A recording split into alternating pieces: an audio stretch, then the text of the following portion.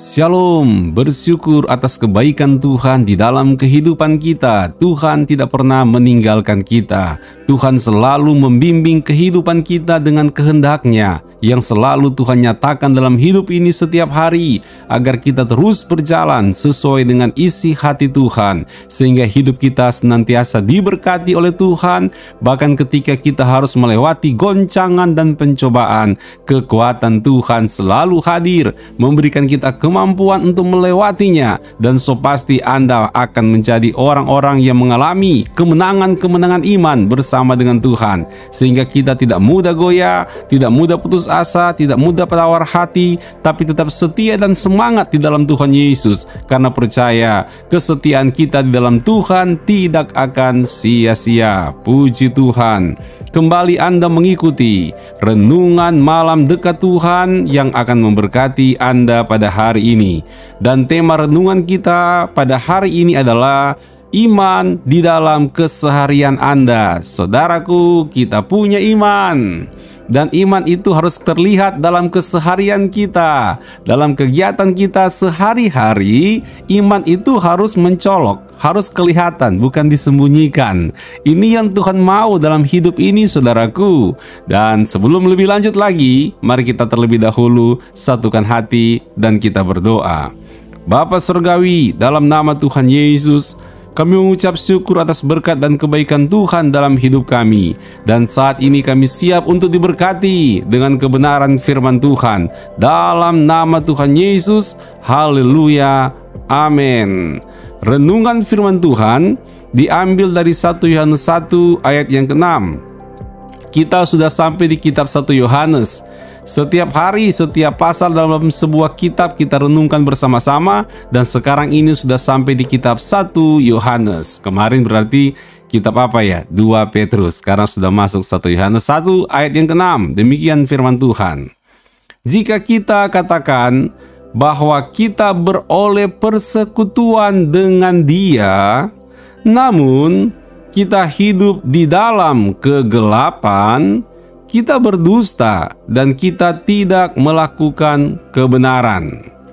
Tetapi jika kita hidup di dalam terang, sama seperti Dia ada di dalam terang, maka kita beroleh persekutuan seorang dengan yang lain, dan darah Yesus, Anaknya itu, menyucikan kita daripada segala dosa. Haleluya. Saudara, ada macam-macam tipe orang. Ada orang yang memang orang kegelapan, orang gelap. Artinya hatinya tidak diterangi oleh firman Tuhan. Sehingga orang kalau hatinya gelap, maka kehidupannya pun gelap. Karena nggak ngerti apa itu terang. Terang hidup maksudnya, saudaraku, ya, bukan gelap karena tidak ada matahari, bukan gelap karena lampu mati di rumah, bukan. Tetapi orang bisa hidup dalam kegelapan dunia ini karena memang di hatinya tidak ada terang hidup, dan Yesus Kristus adalah terang dunia. Maka jangan kaget ketika orang yang hatinya gelap, maka perbuatan-perbuatan dia pun adalah perbuatan-perbuatan kegelapan. Dan itu ya biasa aja, karena dianggap itu biasa, karena nggak punya terang dalam hatinya. Nah, ada juga namanya tipe orang yang hidup di dalam kebenaran. Mengapa demikian? Karena orang-orang seperti ini hatinya yang dulunya gelap, sekarang hatinya sudah diterangi oleh Kristus, sehingga hatinya terang.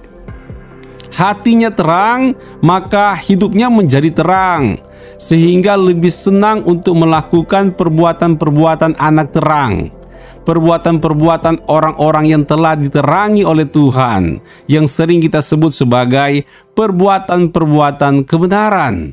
Kenapa bisa melakukan perbuatan kebenaran? Ya, lawang hatinya sudah terang, dia tahu mana yang benar, jadi dia gampang untuk melakukannya karena sudah mengerti dan memahaminya. Saudaraku dalam kasih Tuhan Yesus, ada juga nih tipe yang ketiga nih ya. Tipe yang ketiga adalah mereka yang berkata bahwa mereka ini adalah orang yang percaya Yesus. Mereka yang berkata memiliki terang di dalam hati mereka. Mereka yang berkata punya persekutuan dengan pribadi Kristus. Mereka yang berkata telah mengalami terang Kristus dalam hatinya. tapi ternyata hidupnya di dalam kegelapan. Ada juga tipe orang yang seperti ini, saudara. Jadi dia sudah punya, orang bilang gede rasa, sudah yakin banget, wah saya kan punya hubungan dengan Kristus, punya persekutuan dengan Kristus, saya kan anak Tuhan, saya kan punya terang Kristus di hati. Jadi dia sudah percaya diri sekali sebagai anak-anak terang, namun kegiatan sehari-harinya adalah kegiatan kegelapan. Perbuatan-perbuatan gelap seperti orang yang tidak punya terang dalam hidupnya, namun ngakunya sebagai orang beriman. Ada model orang yang seperti ini, saudara. Dan orang-orang yang seperti ini sayang sekali, karena dia berpikir dia ini sudah diterangi oleh Tuhan, padahal ternyata dalam perbuatannya tidak demikian. Di sini kita diajarkan oleh Tuhan Yesus bahwa iman itu berbicara bukan sekadar engkau ngaku saja percaya Kristus. Iman bukan hanya sekadar engkau mengatakan di dalam hatimu ada terang Kristus, tetapi iman itu harus muncul di dalam keseharian kita, dalam kegiatan-kegiatan kita. Iman itu harus kentara dan mencolok dalam minat yang kita miliki, dalam minat yang kita sukai, minat dan pilihan-pilihan hidup kita setiap hari.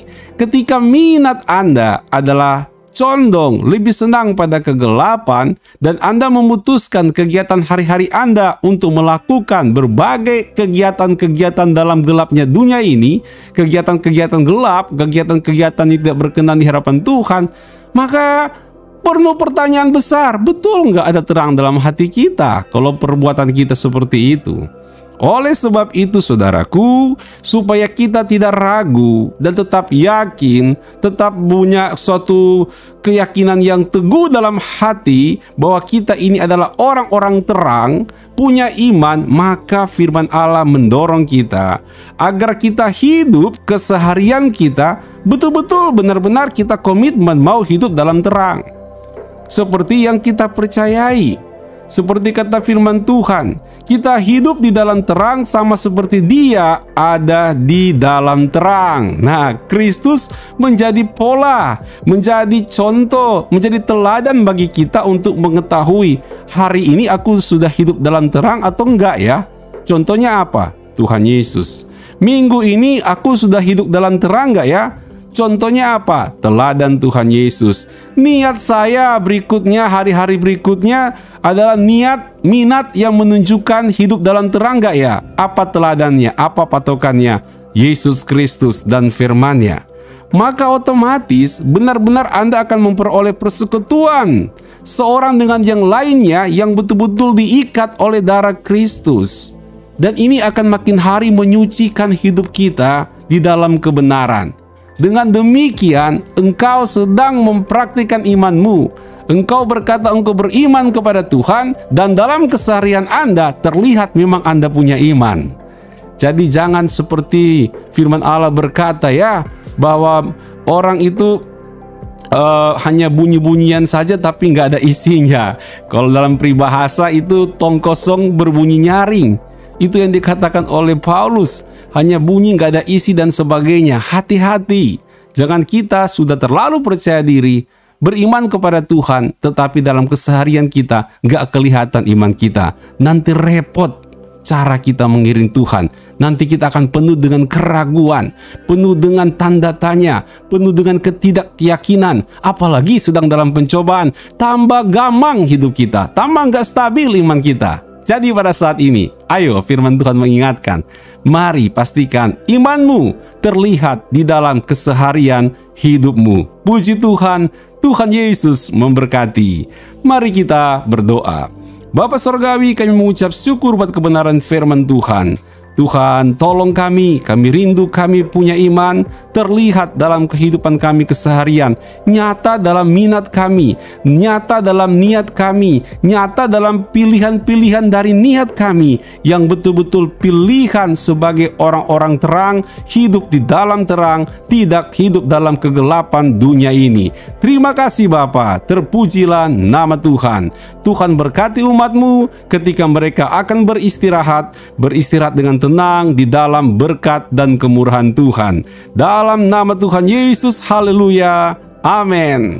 Puji Tuhan, Tuhan Yesus memberkati. Tetap membuka diri untuk menerima berkat dari Tuhan, sehingga kita punya hidup ini makin hari untuk menjadi berkat bagi banyak orang. Selamat beristirahat, selamat malam. Tuhan Yesus memberkati. Sampai bertemu kembali besok malam. Shalom.